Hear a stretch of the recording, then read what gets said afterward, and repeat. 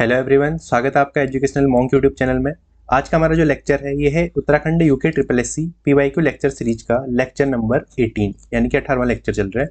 इससे पहले हम 17 लेक्चर कर चुके हैं और हर लेक्चर में हम 10 क्वेश्चन प्लस उसके 4 ऑप्शंस की हेल्प से कवरेज करते हैं और प्रोबेबल क्वेश्चनों को डिस्कस करते हैं। इस लेक्चर सीरीज में हम नेशनल और इंटरनेशनल टॉपिक्स को डिस्कस करते हैं और साथ ही साथ स्टैटिक फैक्ट को भी देखते हैं जो आपके एग्जाम में पूछे गए हैं। ये लेक्चर सीरीज आपके लिए यूके ट्रिपल एस सी जितने भी सारे एग्जाम कराता है, वीडियो पुलिस, पटवारी, कनिष्ठ सहायक, उनके लिए तो इंपॉर्टेंट है ही है। साथ ही साथ आप यूके पीएससी के लिए भी रेफरेंस में ले सकते हैं। और अगर यूके पीएससी के लिए आपको उत्तराखंड राज्य संबंधित तथ्य देखने हैं तो उसके लिए मैंने लेक्चर सीरीज शुरू कर रखी है, उसे भी आप वॉच कर सकते हैं। और यूके ट्रिपल एस सी के लिए उत्तराखंड राज्य से संबंधित जो तथ्य हैं उनके लिए भी लेक्चर सीरीज बनी है, इसी चैनल पर अपलोडेड है, उसे भी आप वॉच कर सकते हैं। और साथ ही मोस्ट इंपॉर्टेंट जो टॉपिक्स हैं उनके लिए भी मैंने प्लेलिस्ट बना रखी है। तो ये लेक्चर सीरीज आपके लिए बहुत ज़्यादा इंपॉर्टेंट होने वाली है। तो आज के लेक्चर की शुरुआत करते हैं आज के पहले क्वेश्चन से। तो आज का पहला क्वेश्चन है, राज्यपाल किस अनुच्छेद के द्वारा अध्यादेश जारी कर सकता है? अध्यादेश यानी कि ऑर्डिनेंस। जब आपका विधानसभा एक तरीके से आपका शक्ति में नहीं होती है तो उस समय क्या होता है, राज्यपाल और इसी तरीके से जब संसद एक तरीके से काम नहीं कर रही होती उस समय ऑर्डिनेंस के थ्रू ही कानून लाए जाते हैं। ये ऑर्डिनेंस क्या होता है, एक तरीके से कानून लाने का एक तरीका होता है। जब आपकी संसद में कार्यप्रणाली थोड़ा सा स्लो चल रही है या धीमी चल रही है, नहीं चल रही है, उस कंडीशन में ऐसे विधानसभा में राज्यपाल की रिस्पेक्ट में तो अध्यादेश जारी करने की जो शक्ति होती है राज्यपाल की, वो कहाँ पे दे रखी है? अनुच्छेद 213 में दे रखी है। अच्छा, राज्यपाल के बारे में जो वर्णन है ये आपके संविधान में कहाँ लिखा गया है? भाग 6 में, भाग 6 के अध्याय यानी कि चैप्टर 2 में। और अनुच्छेद कहाँ से कहाँ तक है?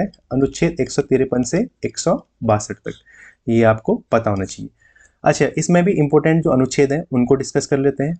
तो अनुच्छेद 153 में क्या दे रखा है कि राज्य में एक राज्यपाल होगा जो सेंटर को रिप्रेजेंट करेगा, यानी कि केंद्र को रिप्रेजेंट करने के लिए एक राज्यपाल होगा। और जो आपका विधानसभा जो होती है उसमें क्या होते हैं, जो क्षेत्रीय दल होते हैं उनसे चुने हुए व्यक्ति आते हैं, या जो भी आपके क्या है लोकल लेवल पे MLAs जो होते हैं। अनुच्छेद 154 में क्या है? 153 में राज्यपाल है, 154 में क्या है? राज्यपाल की कार्यपालिका शक्तियां। जैसे ऑर्डिनेंस है ये आपकी राज्यपाल की कैसी है? विधायी शक्ति है। और 154 में कार्यपालिकी शक्ति। इसी तरीके से राज्यपाल के पास क्या होती है? क्षमादान की भी शक्ति होती है। कौन से अनुच्छेद में? आप पॉज करके कमेंट सेक्शन में आंसर करिए। यह है अनुच्छेद 161 में राज्यपाल की क्षमादान की शक्ति। इसमें भी राज्यपाल जो क्षमादान देता है वो मृत्युदंड के लिए नहीं दे सकता है। अगर किसी को मृत्युदंड की सजा दे रखी है उसके लिए राज्यपाल क्षमादान नहीं कर सकता है। और साथ ही सैन्य मामलों में अगर किसी को सजा हो रखी है तो उसके लिए भी नहीं कर सकते, क्योंकि सैन्य मामलों का जो प्रमुख होता है उसका अधिकार सिर्फ राष्ट्रपति के पास होता है। और ऐसे ही राष्ट्रपति की क्षमादान की शक्ति, राष्ट्रपति की क्षमादान की शक्ति जो होती है आपकी अनुच्छेद 72 में। ठीक है, ये भी आपको पता होना चाहिए। अच्छा, अब राज्यपाल के बारे में कुछ और चीज़ देखते हैं। ये तो हो गई राज्यपाल की शक्तियाँ हो गई। और 213 में राज्यपाल की क्या है? अध्यादेश जारी करने की शक्ति होगी। और एक इसी तरीके से क्या होता है, एक राज्यपाल 2 या 2 से अधिक राज्यों का भी राज्यपाल हो सकता है। ठीक है, इस तरीके से ये भी आपको पता होना चाहिए। और राज्यपाल की ये शक्तियाँ हो गई विधायी और कार्यपालिकी शक्ति और क्षमादान की शक्ति। इसी तरीके से जैसे अनुच्छेद हमने देखा राज्यपाल के लिए जो अध्यादेश जारी करने की शक्ति 213 में है, ऐसे ही राष्ट्रपति के लिए अध्यादेश जारी करने की शक्ति कौन से अनुच्छेद में है? आप पॉज करके कमेंट सेक्शन में आंसर कीजिए। ये है आपके 123 में। अनुच्छेद 123 में क्या है? राष्ट्रपति की अध्यादेश जारी करने की शक्ति यानी ऑर्डिनेंस पावर है। अगला क्वेश्चन देखते हैं, राजा राम मोहन रॉय यानी कि RRR, मैं इस तरीके से रिप्रेजेंट करूंगा, की मृत्यु के पश्चात ब्रह्म समाज का नेतृत्व किसने करा? ब्रह्म समाज, वो लेड द ब्रह्म समाज आफ्टर द डेथ ऑफ राजा राम मोहन रॉय। यहाँ पे इसका इंग्लिश में देख सकते हैं। तो यहाँ पे मैंने ये पिक लगा रखी है जिससे आपको याद रहे। राजा राम मोहन रॉय का जन्म हुआ था 1772 में और मृत्यु हुई थी 1833 में। तो राजा राम मोहन रॉय को बोला जाता है भारतीय पुनर्जागरण का जनक या आधुनिक भारत का निर्माता भी बोला जाता है। तो इनकी मृत्यु के बाद ब्रह्म समाज का नेतृत्व किसने करा था? ये करा था आपका देवेंद्र नाथ टैगोर जी ने। अब RRR के बारे में हम तथ्य देख लेते हैं। राजा राम मोहन रॉय भारतीय पुनर्जागरण के जगह आधुनिक भारत के निर्माता, और इनको बहुत सारी लैंग्वेज की भी नॉलेज थी। इनको बंगाली, अरबी, अरेबिक, इंग्लिश, बहुत सारी लैंग्वेज आती थी। काफ़ी मतलब इंटेलेक्चुअल पर्सनैलिटी थे। अच्छा, तो इनसे संबंधित कुछ बुक्स भी इंपॉर्टेंट हैं। 1809 में इन्होंने एक बुक लिखी थी, बुक पब्लिश करी थी, a gift to monotheist. A gift to monotheist, याद रखना इसको, इस तरीके से याद रखिएगा। यानी कि मोनोएथिस्ट यानी कि एकेश्वरवाद पे बिलीव करते थे। इन्होंने बहुदेववाद का विरोध करा था। 1809 में बुक लिखी थी अ गिफ्ट टू मोनोएथिस्ट। इनकी ऐसे ही एक इंपॉर्टेंट बुक है जो 1820 में पब्लिश हुई थी। इसका नाम क्या है? परसेप्ट्स ऑफ जीसस। इन्होंने बहुत सारे धर्मों में अपनी बहुत सारे धर्मों के दर्शन को अपनी बुक में रिप्रेजेंट करा। जैसे हिंदू धर्म पे भी लिखी उन्होंने, पारसी धर्म पे भी लिखी और क्रिश्चियन पे भी लिखी। इस तरीके से इनकी बुक्स थी, ठीक है, परसेप्ट्स और जीसस। और इन्होंने एक समाचार पत्र पर पब्लिश करा, संवाद कौमुदी, ठीक है। इस तरीके से बहुत सारे काम है इनके, इंपॉर्टेंट कामों को देख रहे हैं। इसी तरीके से इन्होंने 1814 में एक सभा बनाई थी। कौन सी सभा? आत्मीय सभा का गठन भी इन्होंने करा था 1814 में। इसी आत्मीय सभा के बाद इन्होंने ब्रह्म सभा बनाई थी। ब्रह्म सभा कब बनाई थी? पॉज करके आप कमेंट सेक्शन में आंसर कीजिए। 1828 में ब्रह्म सभा बनाई इन्होंने, जिसका नाम बाद में क्या कर दिया? बाद में यही क्या बन गया? आपका ब्रह्म समाज बन गया। अब ब्रह्म समाज से इंपॉर्टेंट फैक्ट्स आते हैं, इसमें विभिन्न लोग जुड़े। अब ब्रह्म समाज क्या करता था? आपका बेसिकली जो भी क्या है, एक तरीके से मोनोएथिस्ट यानी कि धर्म से एक तरीके से थोड़ा सा प्रैक्टिकल चीज़ों में बात करते थे ब्रह्म समाज में। तो ब्रह्म समाज के विरोध में जब क्या होता है, कोई भी रिफॉर्म होता है तो उसके विरोध में भी चीज़ें चलती हैं। तो ब्रह्म समाज के विरोध में एक धर्म सभा गठित की गई। धर्म सभा जो ब्रह्म समाज का अपोज करती थी। ये किसने बनाई? ये भी एग्जाम में क्वेश्चन बना हुआ है। धर्म सभा जो बनाई, ये बनाई है आपकी राधाकांत देव जी ने। राधाकांत देव, ब्रह्म समाज के अपोज में धर्म समाज बनाया गया राधाकांत देव द्वारा। अच्छा, और इंपॉर्टेंट फैक्ट देखते हैं ब्रह्म समाज से संबंधित। ब्रह्म समाज क्योंकि इंपॉर्टेंट है, इससे आपके एग्जाम में क्वेश्चन भी बनते हैं, ठीक है, तो ये पता होना चाहिए आपको। तो देखते हैं ब्रह्म समाज के बारे में और जो फैक्ट है। ब्रह्म समाज में क्या हुआ था? 1833 में जब इनकी मृत्यु होगी, उसके बाद ब्रह्म समाज में विभिन्न लोग जुड़े, जिसमें से इंपॉर्टेंट कौन थे? देवेंद्रनाथ टैगोर, जिन्होंने इसकी बागडोर संभाली। 1842 में इसमें देवेंद्रनाथ टैगोर जुड़े, फिर ब्रह्म समाज को इन्होंने आगे बढ़ाया। और उसके बाद 1842 फिर इसके बाद देवेंद्रनाथ टैगोर के बाद इसमें एक और पर्सन जुड़े। कौन? केशव चंद्र सेन जुड़े। इन्होंने भी ब्रह्म समाज को फैलाया। ये जुड़े थे आपके 1858 में ब्रह्म समाज से जुड़े। 1858 में ब्रह्म समाज से कौन जुड़े? केशव चंद्र सेन जुड़े। फिर क्या हुआ? देवेंद्रनाथ टैगोर और केशव चंद्र सेन में कुछ मतभेद हो गए। उसके बाद क्या हुआ? ब्रह्म समाज आपका दो पार्ट में डिवाइड हो गया। एक बन गया आपका आदि ब्रह्म समाज, जिसको लेके कौन चले गए? देवेंद्रनाथ टैगोर। और एक बन गया आपका भारतीय ब्रह्म समाज, जिसको लेके आपके चले गए केशव चंद्र सेन। भारतीय ब्रह्म समाज को केशव चंद्र सेन ने लीड करा और आदि ब्रह्म समाज को देवेंद्रनाथ टैगोर ने लीड करा। और ये ब्रह्म समाज का ये भारतीय ब्रह्म समाज जो बना, ये बना आपका 1866 में। केशव चंद्र सेन इससे अलग हो गए। फिर बाद में केशव चंद्र सेन ने क्या करा? अपनी बेटी का विवाह मतलब अंडर एज में कर दिया। 13-14 साल की उम्र में अपनी बेटी का विवाह कर दिया। एक बिहार के कुंवर थे, उनसे कर दिया। तो फिर उसके बाद इनके जो शिष्य थे वो भी इनसे नाराज हो गए। फिर ब्रह्म समाज में और डिवीजन हो गया। बट 1878 में फिर से डिवीजन हो गया। बट आपको अभी फिलहाल के लिए याद रखना है 1809 में राजा राम मोहन रॉय की बुक कौन सी? Gift to मोनोएथिस्ट। 1820 में परसेप्ट्स ऑफ जीसस। 1842 में देवेंद्रनाथ टैगोर जुड़े। फिर 1858 में इसमें केशव चंद्र सेन जुड़े। फिर 1866 में इसका डिवीजन हो गया आदि ब्रह्म समाज और भारतीय ब्रह्म समाज में। बाकी अब आगे देखते हैं नेक्स्ट क्वेश्चन देखते हैं। वन नीति 1952 के अनुसार कितने भूभाग के प्रतिशत में वन होने चाहिए? भूभाग के कितने प्रतिशत में वन होने चाहिए, वनों के अंतर्गत आना चाहिए?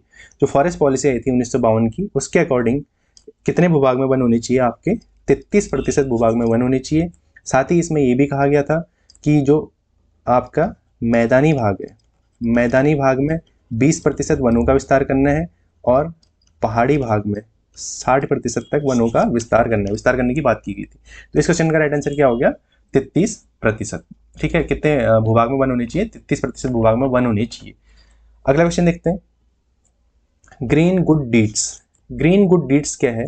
यानी कि ग्रीन से थोड़ा सा आप इसको लिंक कर सकते हैं। ग्रीन मतलब पर्यावरण से संबंधित है। अगर इसमें ऑप्शंस को देखें तो इसमें हमारा राइट आंसर क्या हो जाएगा? पर्यावरण के प्रति जागरूकता लाने का अभियान। ग्रीन गुड डीड्स करके एक अभियान शुरू करा था भारत की जो केंद्रीय सरकार है, उसने जनवरी 2018 में, किसने? पर्यावरण मंत्रालय ने, ministry of forest and climate change, MOFCC, ministry of forest and climate change, उस टाइम पे जो जितेंद्र सिंह थे, उन्होंने क्या करा था? ग्रीन गुड डीड्स जनवरी 2018 में एक अभियान शुरू करा था, जिसके तहत पर्यावरण के प्रति जागरूकता बढ़ाने के लिए लोगों के लिए इसमें बहुत सारे कार्यक्रम शुरू किए गए थे। Green good deeds. अगला क्वेश्चन देखते हैं, भारतीय सिविल सेवा एक्ट ICS एक्ट कब पारित हुआ? अब भारतीय सिविल सेवा यानी कि सिविल सेवा एक्ट जो आया था, इसके बारे में आपको चीज़ें पता होनी चाहिए। यह आया था आपके 1861 में। तो इस क्वेश्चन का राइट आंसर क्या हो गया? 1861। लेकिन इसकी जो एक तरीके से नींव जो रखी गई थी वो 1858 में रख दी गई थी। 1858 में क्या हुआ था? भारतीय सिविल सेवा यानी कि ICS की स्थापना कर दी थी। भारतीय सिविल सेवा जिसको ICS बोला जाता है, इसकी स्थापना कर दी थी, जिसको अभी UPSC कंडक्ट कराती है। ICS की स्थापना कर दी गई थी 1858 में, लेकिन जो एक्ट पारित हुआ इसका 1861 में पारित हुआ। और इस समय जो गवर्नर जनरल कौन था? भारत का गवर्नर जनरल कौन था? कैनिंग। कैनिंग इस समय आपका क्या था? इस समय आपका जनरल था या वायसराय था बोल सकते हैं। 1858 के बाद ही फिर गवर्नर जनरल का कॉन्सेप्ट इस तरीके से आया। हाँ, ये चीज़ पता होनी चाहिए। और इसमें जो शुरू में जो एज थी, इसमें एज क्या रखी गई थी? 1861 में जब ये पारित हुआ था, इसमें एज रखी गई थी इसमें 23 वर्ष। फिर क्या लगा? फिर इन्हें लगा कि भारतीय भी इसमें आ जा रहे हैं, तो फिर धीरे धीरे इन्होंने क्या करा? एज भी घटा दी बाद में। ठीक है, इंडियंस को बहुत प्रताड़ित किया गया था। फिर 1878 में क्या करा? ICS की एज घटाकर कितनी कर दी गई? 19 साल, ताकि कोई भारतीय आ ही ना पाए, क्योंकि बेसिक एजुकेशन पूरी करने में ही 19 साल लग जाती है। ठीक है, ग्रेजुएशन पूरा करने में लगभग उसमें 19 साल तक हो जाते थे, तो इसलिए कम से कम लोग आ पाए। और ये जो करा था, ये किसके समय में करा था? लिटन ने बहुत लूटा था इंडिया को। ठीक है, लिटन के टाइम पे वर्नाकुलर प्रेस एक्ट भी आया था, और लाइसेंस अधिनियम आया था, प्रेस पे स्वतंत्रता पे रोक लगा दी थी, बहुत सारी चीज़ें करी थी। अच्छा, ICS से एक चीज़ आपको ये पता होनी चाहिए कि पहले भारतीय कौन थे? सत्येंद्र नाथ टैगोर। और कमेंट सेक्शन में आंसर करके बताइए कि सत्येंद्र नाथ टैगोर ICS में कब बने थे? मतलब ICS कौन कब बने थे? जैसे IAS बनते ना, उस समय ICS बनते थे। ये बने थे 1863 में। फिर बाद में इन्हें निकाल दिया गया था, कुछ रहे थे, डिस्प्यूट रहे थे, ये सब चीज़ें हुई थी। ठीक है, ये सब चीज़ें आपको पता होनी चाहिए। अगला क्वेश्चन देखते हैं। दक्षिण एशिया के देशों ने दक्षेस यानी कि सार्क, दक्षेस जैसे आया तो सार्क घोषणा पत्र पर किस वर्ष और किस सम्मेलन में हस्ताक्षर किए? दक्षेस यानी कि south Asian association of regional countries. ठीक है, साउथ एशियन एसोसिएशन है रीजनल कंट्रीज का जो भी है, जिसमें साउथ एशिया की कंट्रीज आती हैं। इसकी जो स्थापना हुई थी, सबसे पहले सार्क के बारे में आपको पता होना चाहिए। अभी तो ये थोड़ा सा डेड पड़ी हुई है, क्योंकि इसमें इंडिया और पाकिस्तान और दोनों आपस में एक दूसरे के अपोजिशन में रहते हैं, तो इसकी मीटिंग नहीं हो पाती। बहुत टाइम से नहीं हुई है इसकी, 8-10 साल से नहीं हुई है। इसकी स्थापना हुई थी 8 दिसंबर, ये डेट आपको याद रखनी है, 8 दिसंबर 1985 को इसकी स्थापना हुई थी। और उसी साल इसका डिक्लेरेशन साइन किया गया था 1985 में प्रथम सम्मेलन के दौरान। शुरू में इसमें जो सदस्य देश थे वो 7 थे, फिर बाद में इसमें एक सदस्य देश और जुड़ा 2007 में। कौन? अफगानिस्तान। तो अभी इसमें जो सदस्य देश हैं वो कितने हैं? 8 देश हैं। और इसके सदस्य देशों को याद रखने के लिए क्या तरीका है? मैंने बचपन में पढ़ा था, MBBS पीना या पानी, जो भी पढ़ते हो। ठीक है, ये ट्रिक पढ़ी थी। ठीक है, ये याद है मुझे तब से। एम से आपका क्या है? मालदीव है, म्यांमार नहीं है, बस ये ध्यान देना है। मालदीव है। बी से बांग्लादेश, बी से भूटान, एस से श्रीलंका, पी से पाकिस्तान, आई से इंडिया, एन से नेपाल, ए से अफगानिस्तान। सबसे लास्ट में इसमें 2007 में अफगानिस्तान जुड़ा है। ये सब चीज़ें आपको पता होनी चाहिए। और इसका जो हेडक्वार्टर है ये कहाँ पड़ता है? आपका नेपाल की राजधानी काठमांडू में। अगला क्वेश्चन देखते हैं। सुदर्शन झील का निर्माण किसने कराया? सुदर्शन झील जो है ये आपका मौर्यों के समय, यानी कि ये बेसिकली चंद्रगुप्त मौर्य से संबंधित है। चंद्रगुप्त मौर्य के एक दरबारी थे पुष्यगुप्त वैश्य, उन्होंने इसका निर्माण कराया। ठीक है, चंद्रगुप्त मौर्य के दरबार में थे पुष्यगुप्त वैश्य, इन्होंने सुदर्शन झील का निर्माण कराया। सुदर्शन झील कहाँ है आपकी? ये गिरनार पहाड़ियों पर स्थित है। गिरनार पहाड़ी गुजरात में स्थित है। अच्छा, इसका वर्णन जो है ना, सुदर्शन झील का वर्णन एक अभिलेख में भी है। कौन से अभिलेख में है? जूनागढ़ अभिलेख। जूनागढ़ अभिलेख जिसको क्या बोला जाता है? गिरनार अभिलेख भी बोला जाता है। एग्जाम में कभी आ जाएगा गिरनार अभिलेख। अब ये किसका है? जूनागढ़ अभिलेख जो है ये है आपका रुद्रदामन का। रुद्रदामन के जूनागढ़ अभिलेख में भी सुदर्शन झील का वर्णन है। और इसका निर्माण किसने कराया था? आपका चंद्रगुप्त मौर्य के कहने पे पुष्यगुप्त वैश्य ने। और चंद्रगुप्त मौर्य का टाइम पीरियड आपको याद होना चाहिए, ये कभी कभी एग्जाम में पूछा जा सकता है। 322 से 298 ईस्वी पूर्व में ये शासन करते थे। 322 से 298 ईस्वी पूर्व चंद्रगुप्त मौर्य का शासन था। अच्छा, चंद्रगुप्त मौर्य से संबंधित तथ्य आपको कुछ इंपोर्टेंट, एक सेल्यूकस निकेटर करके एक यूनानी शासक था जिसने अपना राजदूत भेजा था चंद्रगुप्त मौर्य के दरबार में। इस राजदूत का नाम इंपॉर्टेंट है, मेगास्थनीज। मेगास्थनीज ने एक बुक लिखी थी, कौन सी? इंडिका। एग्जाम में पूछा जाता है। इंडिका में जो भारत का समाज है, भारतीय समाज को 7 भागों में बताया गया था। इंडिका में भारतीय समाज को 7 भागों में विभाजित बताया गया है।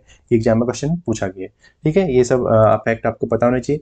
चंद्रगुप्त मौर्य जो है, गुप्त मौर्य वंश के संस्थापक भी बोल सकते हैं। चाणक्य की हेल्प से इन्होंने महापद्मनंद के बाद जो शासक थे घनानंद को हराकर मौर्य साम्राज्य की स्थापना करी थी। और इनकी जो मृत्यु हुई थी वो कहाँ हुई थी? श्रवणबेलगोला कर्नाटक में सल्लेखना, एक जैन में सल्लेखना विधि परफॉर्म करके इन्होंने खाना पीना त्याग करके इन्होंने मृत्यु को प्राप्त हो गए थे, ठीक है। अगला क्वेश्चन देखते हैं। अशोक, चंद्रगुप्त मौर्य के पोते अशोक, ठीक है। अशोक के बारे में क्वेश्चन आ गया, चलो देखते हैं। अशोक के सारनाथ स्तंभ पर कौन सा पशु चित्र अंकित नहीं है? देखो एग्जाम में क्या पूछा गया, नहीं है पूछा गया, कौन सा पशु नहीं है। तो अशोक के बारे में देखते हैं। अशोक के शिलालेख हैं, अशोक के अभिलेख हैं। अशोक ने बहुत सारे शिलालेख अभिलेख लिखे थे। अशोक के बारे में, अशोक का शासनकाल देखते हैं। इनका शासन रहा था 269 ईस्वी पूर्व से 232 ईस्वी पूर्व।